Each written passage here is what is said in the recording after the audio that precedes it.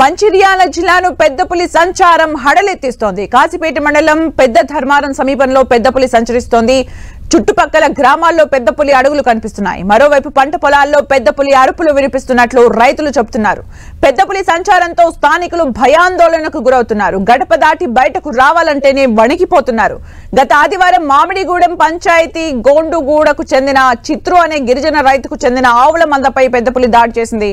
శనివారం తెల్లవారుజామున పెద్ద ధర్మారం గ్రామానికి అతి సమీపంలోని రహదారిపై పులి అడుగులు కనిపించడంతో ప్రజలు ఉలిక్కిపడ్డారు.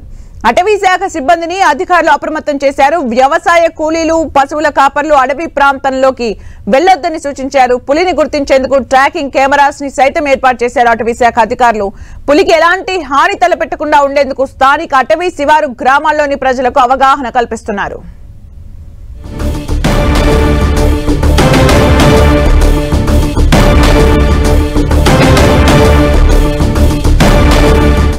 లేటెస్ట్ అప్డేట్స్ మా ప్రతినిధి ప్రేమ్ సాగర్ అందిస్తారు. ప్రేమ్ సాగర్. సుమిత్ర, ఉమ్మడి ఆదిలాబాద్ జిల్లా వ్యాప్తంగా పులులు చాలా చోట్ల సంచరిస్తున్నాయి. ప్రధానంగా ఈ రోజు మంచిర్యాల జిల్లాకు సంబంధించిన కాసిపేట మండలం పెద్ద ధర్మారం శివారు ప్రాంతంలో పెద్ద పులి సంచరిస్తున్నట్లు అటవీ శాఖ అధికారులు నిర్ధారించారు. సో ఆ ప్రాంతానికి పశువుల కాపర్లు గాని రైతులు ఎవరు కూడా వెళ్లొద్దని హెచ్చరికలు జారీ చేశారు. ఈ నేపథ్యంలో సమీప గ్రామాల ప్రజలంతా కూడా భయాందోళనకు గురవుతున్నారు. దీంతో పాటు నిర్మల్ జిల్లాకు సంబంధించి కుంటాల మండలంలో కూడా పెద్ద పులి గత 4-5 రోజులుగా సంచరిస్తుంది.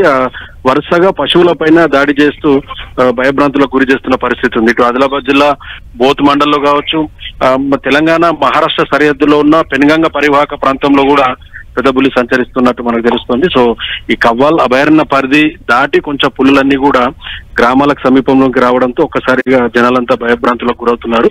సో వాటిని అడవుల్లోకి తరమాలి లేదా కవ్వాల్ అభయారణ్యంలోకి దారి మరలించేలా కొంత అటవీ శాఖ అధికారులు చర్యలు తీసుకోవాలని చెప్పేసి స్థానికులైతే డిమాండ్ చేస్తున్నారు. సుమిత్ర, అంటే ప్రేమ్ సాగర్, పెద్ద పులిని గుర్తించడానికి అధికారులు ఎలాంటి ఏర్పాట్లు చేశారు? ముఖ్యంగా మనం వేసవి కాలంలో ఇవి అడవిని వదిలి రావడం చూస్తూ ఉంటాం, నీటి కోసం కానీ దేనికోసమైనా. ఇప్పుడు రీజన్ ఏం చెప్తున్నారు? ఏమైనా అప్డేట్స్ ఉన్నాయా అసలు?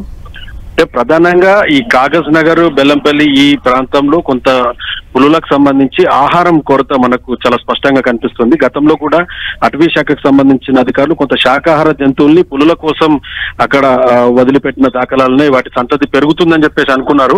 కానీ పులులకు సంబంధించి ఈ ఆహారం కరెక్ట్ సరిపోలేదన్నది ఒక రకమైన వాదన ఉన్నది. ఆహారం కోసమే ఈ పులులన్నీ కూడా వివిధ ప్రాంతాలు కావచ్చు ఈ జనావాసాల్లోకి వస్తున్నట్లు కూడా మనకు తెలుస్తోంది. సో ప్రధానంగా ప్రాణహిత నదిని దాటుతూ వస్తున్నాయి. అటు టిపేశ్వర్ అభయారణ్యం కావచ్చు, తాడోబా అభయారణ్యంలో పులుల సంఖ్య కూడా విపరీతంగా పెరిగిపోయినాయి. సో ఒక డెన్ లో ఒక ప్రాంతంలో పులుల సంఖ్య ఎక్కువైనప్పుడు అది కొత్త డెన్ ఏర్పాటు చేసుకునే క్రమంలో బార్డర్ ను దాటి మన ప్రాంతానికి తెలంగాణ వైపు ఎక్కువగా వస్తున్నాయి. సో ఈ క్రమంలోనే శాశ్వతంగా తన నివాసం ఏర్పాటు చేసుకునే క్రమంలోనే పులులు ఈ గ్రామాల్లో సంచరిస్తున్నట్లు తెలుస్తున్నాయి. దానికి అనువైన ప్రాంతమై ఉండి దానికి సరైన ఆహారము, నీరు గాని మిగతా అంతా కూడా సురక్షితమైన ప్రాంతం అని పులి ఒకవేళ అనుకుంటే ఆ ప్రాంతంలో అది ఉంటుంది. కానీ అలాంటి పరిస్థితులు ఈ ప్రాంతంలో కనిపించట్లేదు. అందుకే పులులు వరుసగా వివిధ ప్రాంతాల్లో తిరుగుతూ వస్తుంది. ఒక పులి దాదాపు 30-40 కిలోమీటర్లు ప్రతిరోజు కూడా సంచరిస్తూ ఉంటుంది. కాబట్టి ఈ ప్రాంతాలన్నీ కూడా దాటుతూ సంచరిస్తున్న నేపథ్యంలో సో ఆయా గ్రామాల్లో రైతులకు కానీ పశువుల కాపర్లకు తరచూ కనబడుతున్నాయి.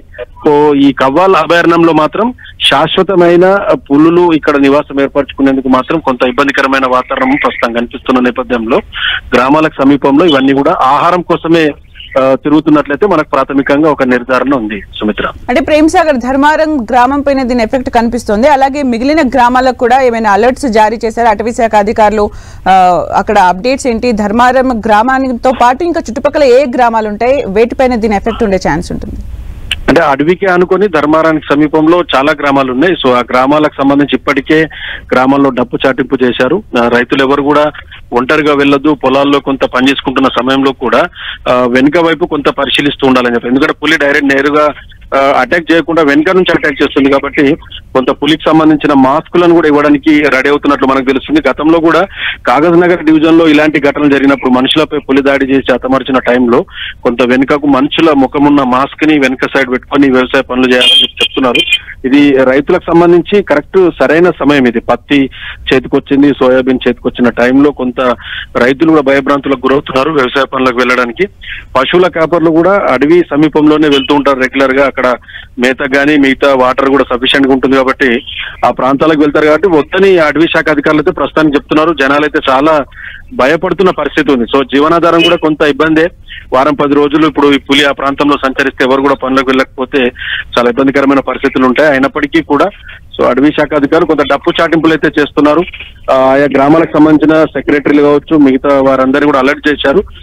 ఎవరు కూడా అడవి సమీపంలో గానీ పులి వెళ్లే దారిలో, ఎందుకంటే ట్రాప్ కెమెరాలను ఏర్పాటు చేసి పులిని ట్రాక్ చేస్తున్న పరిస్థితి ఉంది. సో అది ఎటువైపు వెళ్తుందన్నది ముందుగానే ఆయా గ్రామాలకి అలర్ట్స్ అయితే చేస్తున్నారు. పులి వస్తుంది, కొంత జాగ్రత్తగా ఉండాలి ఆ ప్రాంతాల్లో అని చెప్పేసి. సో గుంపులుగా ఉండాలి, ఎక్కడికి వెళ్ళినా గుంపులు వెళ్ళండి. సాయంత్రం గానీ తెల్లవారుజామున బయట ఎక్కడ కూడా అటవీ శివారులో తిరగొద్దన్నది ఒక హెచ్చరికలు అయితే చేస్తున్నారు. Sumitra, thank you Prem Sagar for the updates.